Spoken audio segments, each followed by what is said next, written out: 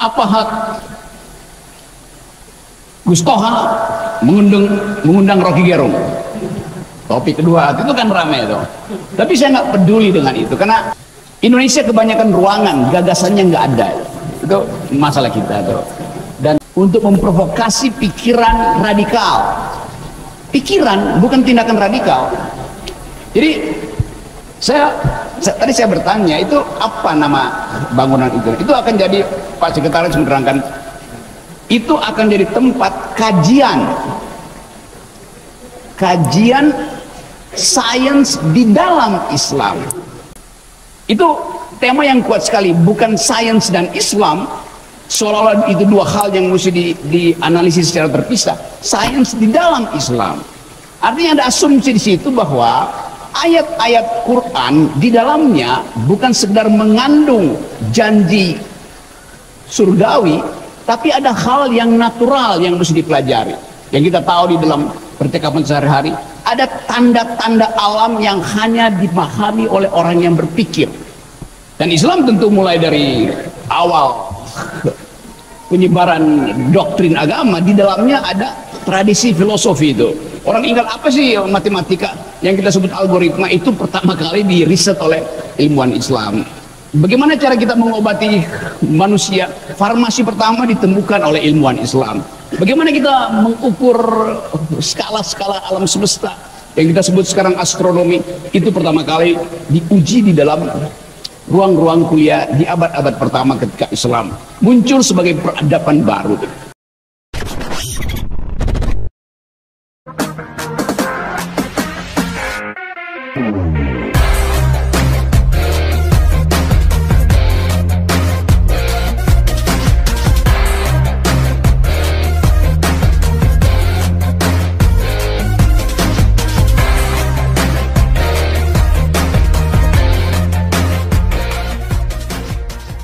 Apa hak Gus Toha mengundang Rocky Gerung? Topik kedua itu kan ramai itu. Tapi saya nggak peduli dengan itu karena tadi saya berdiri sebentar di bangunan yang sedang dibangun itu. Saya mendoakan supaya bangunan itu bukan sekedar isinya ruangan-ruangan, tapi isinya adalah gagasan. Indonesia kebanyakan ruangan, gagasannya nggak ada. Itu masalah kita tuh. Dan pesantren adalah gagasan untuk menghidupkan akal pikiran, untuk memprovokasi pikiran radikal. Pikiran bukan tindakan radikal. Jadi tadi saya bertanya itu apa nama bangunan itu? Itu akan jadi, Pak Sekretaris menerangkan, itu akan jadi tempat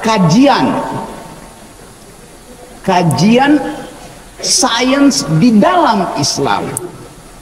Itu tema yang kuat sekali, bukan sains dan Islam seolah-olah itu dua hal yang mesti dianalisis secara terpisah. Sains di dalam Islam, artinya ada asumsi di situ bahwa ayat-ayat Quran di dalamnya bukan sekedar mengandung janji surgawi, tapi ada hal yang natural yang mesti dipelajari.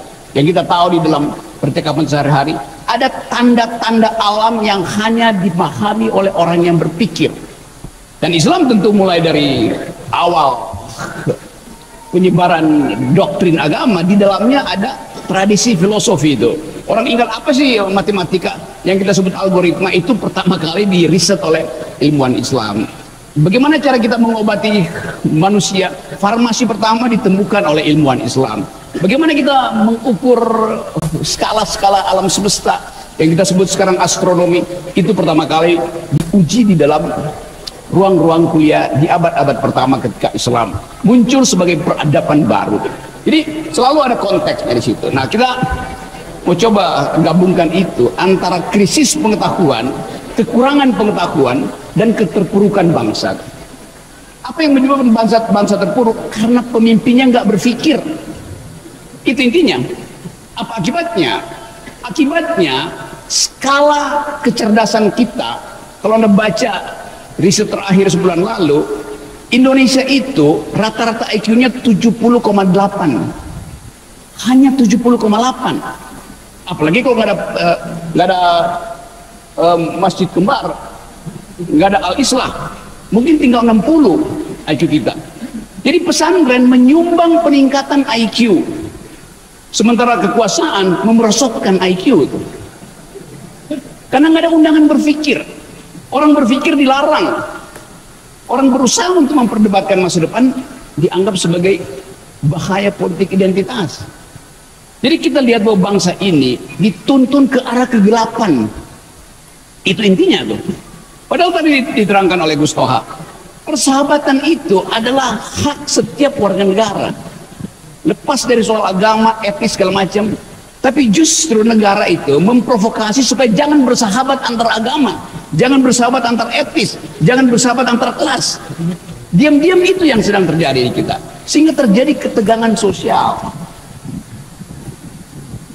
Oke, saya pegang 2 mic kembar di masjid kembar.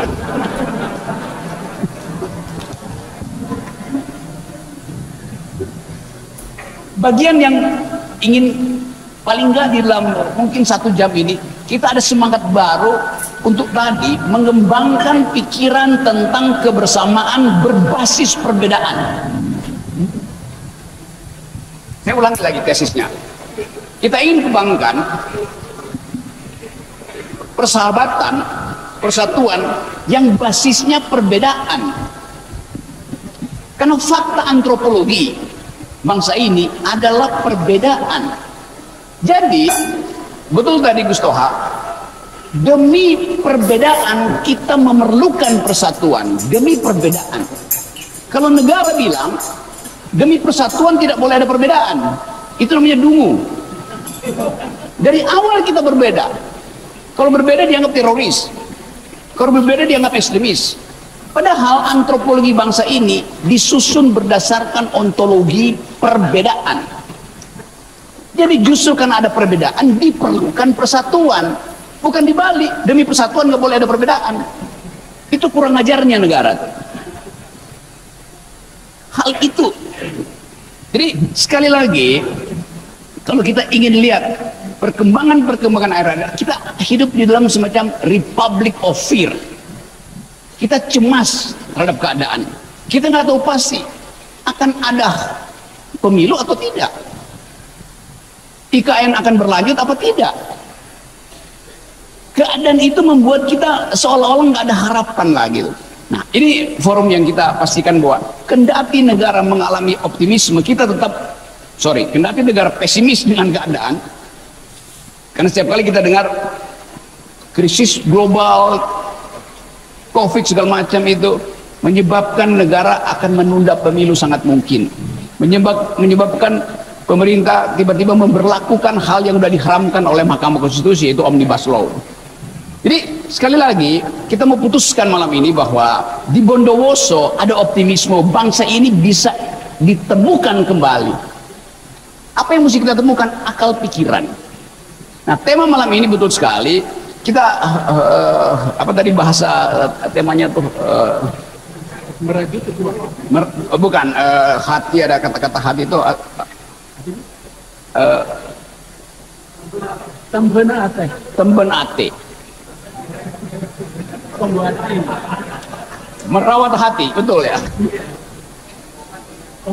Obat hati. Hati-hati dengan hatiku. Kita masuk dulu pada tema itu. Ini adalah pondok pesantren, tempat dipersiapkan masa depan. Dan hanya demi itu kita bisa membayangkan Indonesia. Kita bisa membayangkan Indonesia kalau ada pertumbuhan pikiran di semua sekolah. Nah, prinsip pertama dari setiap murid adalah takwa pada gurunya tuh. Udah pasti tuh. Kata murid dalam bahasa Inggris namanya disciple. Murid. Dari kata disciple turun kata disiplin. Disiplin itu di dalam bahasa Arab namanya takwa. Mengerti karena itu menjalankan, itu namanya takwa kan? Bukan sekedar tunduk, karena mengerti maka menjalankan. Apa yang mesti dijalankan? Harapan. Apa yang mesti dijalankan? Kemampuan untuk mengevaluasi keadaan. Jadi itu yang terjadi. Nah, karena itu tidak mungkin pesantren itu dipisahkan dari politik seperti yang diucapkan sekarang. Jauhkan pesantren dari politik karena itu politik. Bukan. Justru di pesantren diajar metode kritis. Dan di dalam politik, kalau kita berhenti kritik, maka akan timbul monster-monster di istana tuh. Itu intinya. Ada bahasa Italia bilang, el sueño della razón produce monstruos. Akal yang tidur, kalau akal Anda tidur, maka yang beroperasi malam hari adalah monster-monster. Koruptor, arogan, para arogan. Jadi sangat kontekstual kalau kita pastikan bahwa tugas dari pesantren adalah menghidupkan harapan bahwa akal bisa diproduksi ulang. Kita istilahkan itu. Kenapa?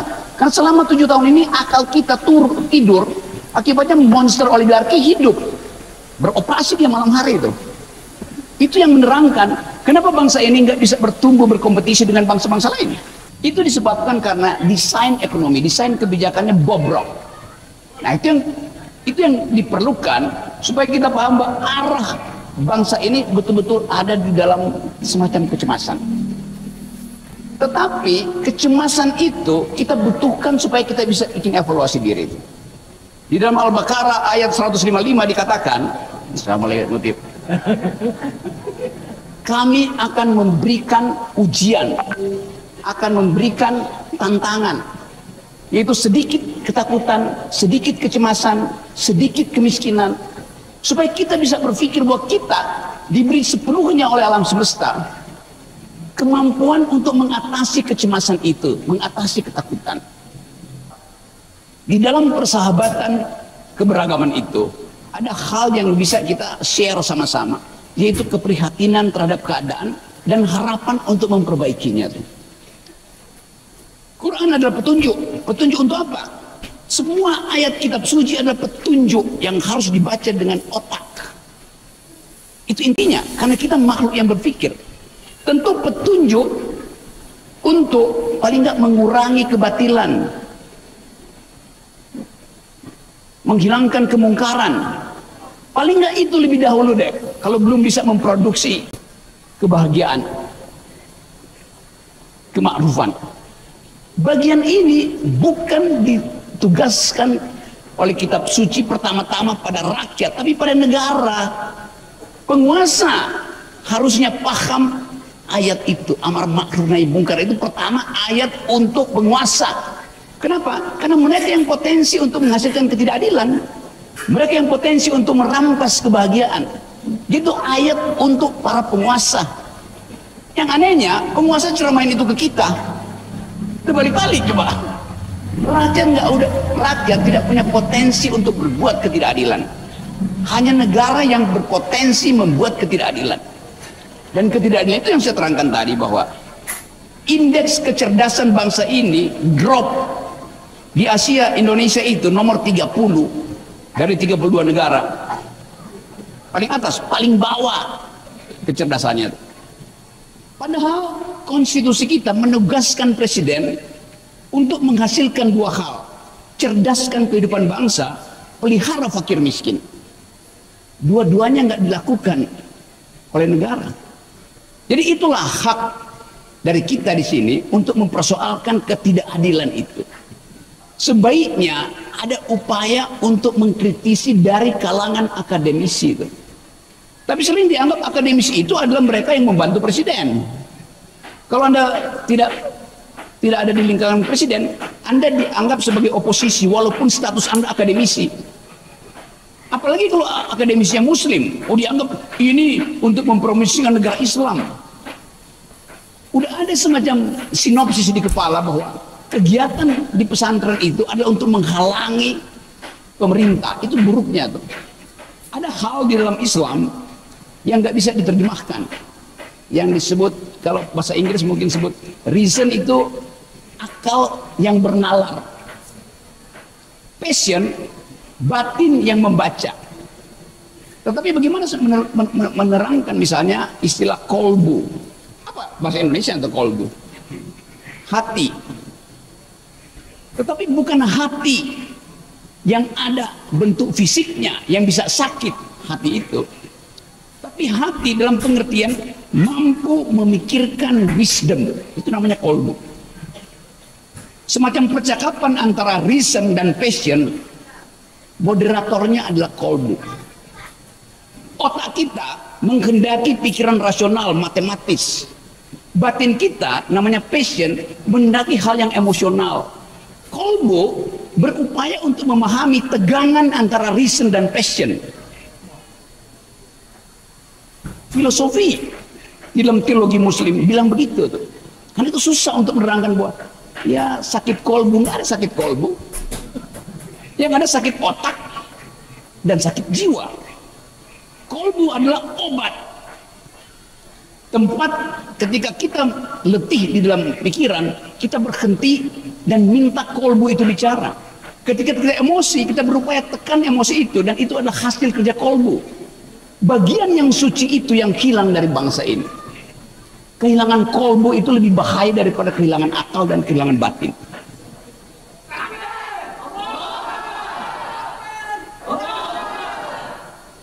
Jadi teman-teman, pesantren fungsi utama adalah mengucapkan kejujuran karena diperintah oleh kolbu.